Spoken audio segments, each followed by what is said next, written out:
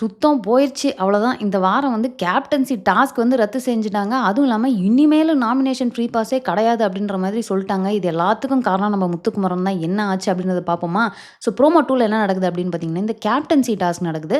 So அதில பார்த்தீங்கன்னா வந்து பவித்ரா, ஜெஃப்ரி அண்ட் முத்துக்குமரன் இவங்க 3 பேருக்கு இடையில தான் அந்த போட்டியே நடக்குது.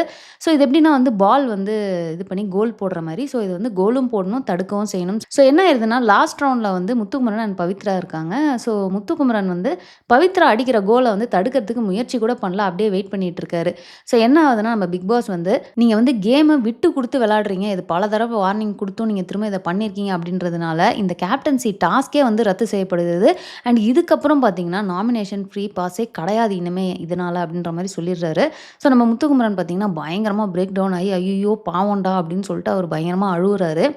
பட் நான் என்ன கேட்குறேன் அப்படின்னு பார்த்தீங்கன்னா, முத்துக்குமரனுக்கு வந்து ஜென்ரலா இப்போ ஒரு டாஸ்க் நடக்குதுன்னு வச்சுக்கோங்களேன்.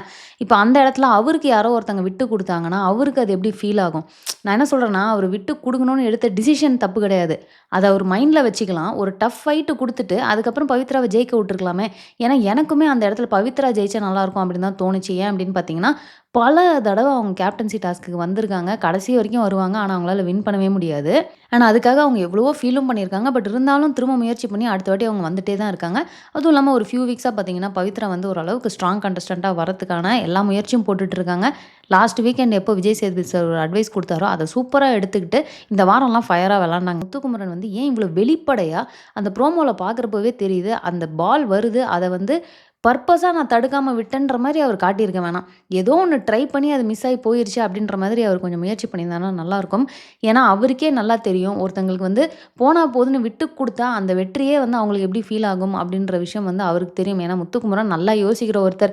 அவர் ஏன் இத வந்து யோசிக்காம விட்டார் அப்படின்றது தான் எனக்கு கொஞ்சம் கஷ்டமா இருக்கு. இப்போ ஃபார் எக்ஸாம்பிள் இதுக்கு முன்னாடி பார்த்தீங்கன்னா, அந்த ஜெஃப்ரி, சாச்சனா அப்படின்னு வரப்போ, ஜெஃப்ரி வந்து முன்னாடியே முடிவு பண்ணிருவாரு. இந்த மாரி நான் விட்டு குடுத்துர்றேன் அப்படின்னு. ஆனா, அத அவர் எப்படி சொல்லுவாரு அப்படின்னா, நான் அவ்வளோ ஈஸியாலாம் விட்டு குடுக்க மாட்டேன். நல்லா டஃப் ஃபைட் குடுப்பேன். ஆனா, நான் ஜெயிக்க மாட்டேன் அப்படின்ற மாரி ஒரு வார்த்தை சொல்லியிருப்பாரு. அந்த டைம் அவர் அத பண்ணியிருக்க மாட்டாரு. அது வேற கத. அதே மாரி இந்த இடத்துலயும் முத்துக்குமரன் டஃப் ஃபைட் குடுத்து, அதுக்கப்புறம் அவர் ஜெயிக்காம போயிருக்கணும். 4 பேருக்கு வந்து நான் விட்டு குடுத்தேன்றது ஏன் தெரியணும்னு அவர் நெனச்சாரு அப்படின்னு எனக்கு தெரியல. ஸோ, இப்ப இந்த ஒரு விஷயத்தினால, இப்ப வந்து இந்த கேப்டன்சி டாஸ்க் ரத்து செய்யப்படுதுன்றது ஒரு பெரிய விஷயம் தான். அதாவது அந்த ஒரு வாரம் யாராவது ஒருத்தர் வந்து நாமினேஷன்லேருந்து தப்பிச்சிருப்பாங்க.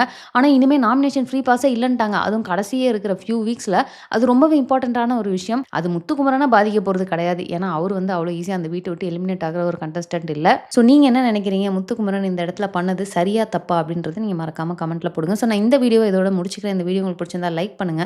உங்க ஃப்ரெண்ட்ஸ் எல்லார்ட்டயுமே ஷேர் பண்ணுங்க. மறக்காம சேனல சப்ஸ்கிரைப் பண்ணி என்ன சப்போர்ட் பண்ணுங்க.